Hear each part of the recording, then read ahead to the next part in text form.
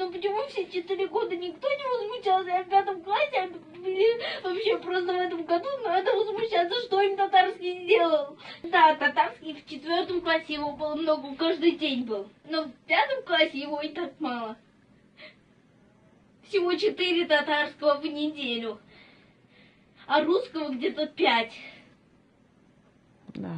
Они хотят вообще убрать татарский.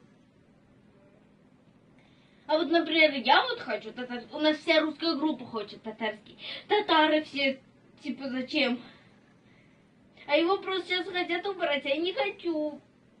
Я хочу учить татарский. Ну ладно, будешь учить. Не буду. Ну как не Если будешь? его уберут. Ну, а что плакать-то, Юлян? Не хочу плакать я. Ну не надо ж, не плачь. Ну, как бы его либо сократят, и может быть только 1 урок в неделю, это мало. Либо вообще уберут. Ну, Ну, либо 2 урока будет, но, понимаешь, им татарский чем-то помешал, хотя они живут в Татарстане. ну. И в нашей школе родители возмущались, все писали заявление директору.